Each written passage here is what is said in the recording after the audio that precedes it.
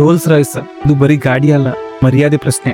ಜಗತ್ನ್ಯಾಗ ಅತಿ ಲಕ್ಸುರಿ ಮತ್ತೆ powerful car ಅಂದ್ರ ಅದು ರೋಲ್ಸ್ ರಾಯ್ಸ್. ಇದ್ರ ಹೆಸರು ತೆಗದ್ರ ಸಾಕ ಮಂದಿಗೆ ಕಣ್ ಮುಂದೆ ಒಂದು ರಾಯಲ್ ಕಳೆ ಬರ್ತೈತಿ. ಇವತ್ತಿಗೂ ಮಂದಿ ಹೇಳ್ತಾರ ರೋಲ್ಸ್ ರಾಯ್ಸ್ ರೊಕ್ಕ ಕೊಟ್ಟು ತಗೊಳದಲ್ಪ, ಅದು ಕಮಾಯಿಸ್ಬೇಕ ಅಂತ. ಆದ್ರೆ ಈ ಹೆಸರನ್ನ ಕಟ್ಟಿದ್ದು ಹೆನ್ರಿ ರಾಯ್ಸ್. ಹೆನ್ರಿ ರಾಯ್ಸ್ ಬಗ್ಗೆ ನಿಮಗ್ ಗೊತ್ತೈತೇನ್ರಿ? ಆ ಮನುಷ್ಯ ಪ್ರಾರಂಭದಾಗ ಒಂದು ಸಣ್ಣ ಗ್ಯಾರೇಜ್ ಒಳಗ ಗಾಡಿ ರಿಪೇರಿ ಮಾಡ್ತಿದ್ದ. ಈ ಕರೆಂಟ್ ವೈರಿಂಗ್ ಅಂತ ಸಣ್ಣ ಪುಟ್ಟ ಕೆಲಸ ಮಾಡ್ಕೊಂಡ ಜೀವನ ಸಾಗಿಸ್ತಿದ್ದ. ಬಡತನ ಅಂದ್ರ ಅಂತಿಂತ ಬಡತನ ಅಲ್ಲ, ಶಾಲಿ ಕಲಿಯೋಕ್ಕೂ ದುಡ್ಡು ಇರ್ಲಿಲ್ಲ. ಮಂದಿ ಎಲ್ಲ ನೋಡ್ ನಗ್ತಿದ್ರು, ಈ ಸಣ್ಣ ಮೆಕ್ಯಾನಿಕ್ ಏನ್ ಮಾಡ್ತಾನಪ್ಪ ಅಂತ ಕಿಡಲೆ ಮಾಡ್ತಿದ್ರು.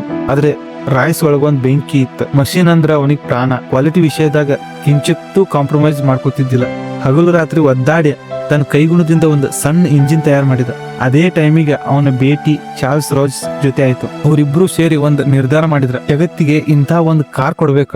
ಅದು ಬರೀ ಮಷೀನ್ ಆಗಿರ್ಬಾರ್ದ, ಅದು ಪರ್ಫೆಕ್ಷನ್ ಅಂದ್ರೆ ಏನಂತ ತೋರಿಸ್ಕೊಡ್ಬೇಕ. ಹಂಗ್ ಹುಟ್ಟಿದ್ದೆ ಈ ರೋಲ್ಸ್ ರಾಯ್ಸ್ ಕಂಪ್ನಿ. ಈ ಬ್ರ್ಯಾಂಡ್ ಒಂದು ಮಾತ್ ಹೇಳ್ತೈತಿ, ಜಗತ್ತಿನಾಗ ಯಾವ್ದು ಬೆಸ್ಟ್ ಐತೋ ಅದನ್ನ ತಗೋರಿ, ಅದನ್ನ ಇನ್ನೂ ಬೆಸ್ಟ್ ಮಾಡ್ರಿ. ಇದು ಬರೀ ಕಾರ್ ಅಲ್ಲಪ್ಪ, ಇದೊಂದು ಇಂಜಿನಿಯರಿಂಗ್ ಕವಿತೆ ಇದ್ದಂಗೆ.